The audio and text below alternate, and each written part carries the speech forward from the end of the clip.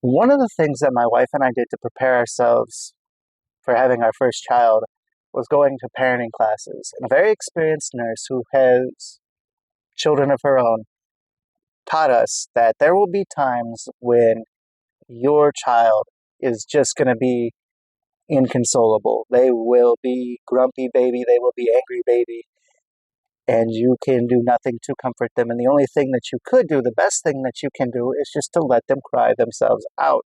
You will have fed them, diapered them, played with them, done everything to show love and affection towards this child, but crying themselves out is the best option because it's the only one that doesn't lead to abuse. When we look at 1 Kings chapter 19, as well as Luke chapter 15, verses 11 through the rest of the parable of the prodigal son, we find that this is true for us as well. Elijah, one of the greatest prophets of the Old Testament, ran away from Jezebel after she threatened to kill him. Now keep in mind that this death threat happened after the greatest Old Testament victory of one person versus 850 to ever happen. This is one of the greatest acts of faith in the Old Testament to ever occur. And this man is running away scared from an immoral prostitute who just happens to be the queen of Israel. And God comforts him and feeds him, and then sends him packing to a place where he can finally actually hear the voice of God.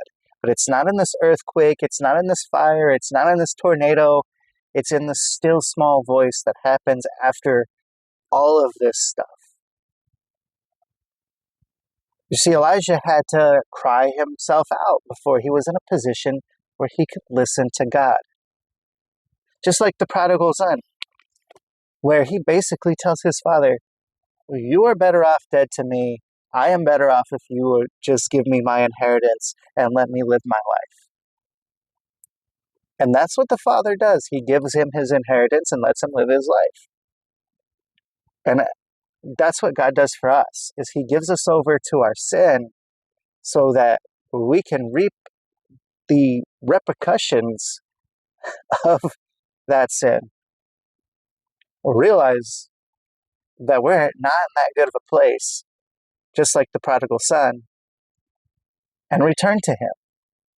And the same is true with my 7-week-old daughter. If I don't let her cry herself out, she will never be in a position where I can pick her up, hold her, calm her down, and let her fall asleep. She won't let me. Because prior to that moment, she's upset because she's upset. And I have no better explanation for that. She doesn't have a better explanation for that. But I have to let her go through that process. Because after that, I can finally comfort her and get her to go to sleep. Because 99% of the time, she is cranky because she's tired. God has to let us go through our sin, because if he intervenes prior to that, we will reject him. He knows that. We have to be open to him. We have to be seeking him out. And we have to be in a position where our hearts are ready to receive Christ's intervention in our life. Because he already died for our sins. He already paved the way for us. He already laid out the plan that we need to follow to get through life, to get to heaven. But if we're not in a position where we will let God work in our lives, then it's not going to work. He's not going to work. Yes, you'll be blessed because God blesses the wicked and the righteous. He gives sunlight to the wicked and the righteous. He gives rain to the wicked and the righteous. He gives food and clothing to the wicked and the righteous alike. But the real blessings that come from having a relationship with Christ don't come until we hand over our will to him. until we hand over our lives to Him and say, okay, I've made a mess of things.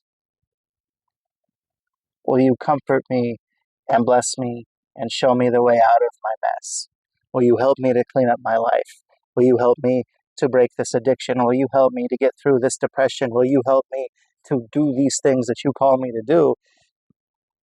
Because ultimately, He's the one that gives us meaning and purpose. That's the whole reason He created us, was so that we would have a meaning and a purpose in Him. And if we're not in a position to receive that, we're still in the process of crying ourselves out. Unfortunately, some of us will never run out of tears. We'll never run out of complaint. We'll never not be that grumpy baby that can't be consoled, because we will resent God for not intervening sooner. The problem is, until we're in a position where we're willing to ask Him to intervene, He won't, because He can't. Because the only thing that intervention will do is drive us further away from Him. So if you find yourself being a grumpy baby today, maybe stop crying and ask God to intervene in your life. Because I promise you, He will, and the benefit of blessing that pours out into your life afterwards. Yes, growth is going to be painful, but you won't want to go back to being a grumpy baby again. Thank you guys, and have a good day.